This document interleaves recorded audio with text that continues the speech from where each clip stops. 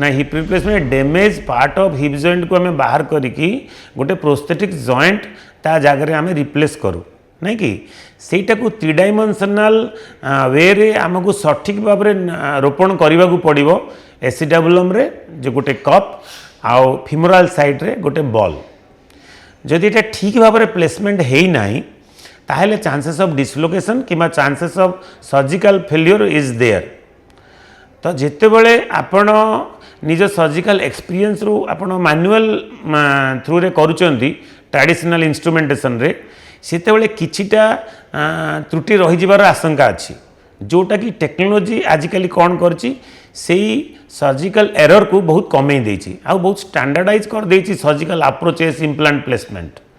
सो DA approach particularly आपणकर कौन करुच्ची ना आपण को guide करुच्ची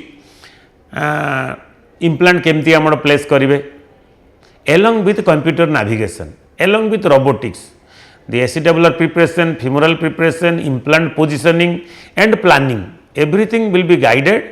and this approach is suitable for technology application because patient positioning is supine, it's just like lying down in a bed. Other traditional approach रे patient को side है कि शोबे रहा पड़े जो तरह की टेक्नोलोजी एप्लिकेशन टी डिफिकल्ट हुए एमती ना कि हो पारनि किंतु डीए अप्रोच रे technology application is much easier and it is comfortable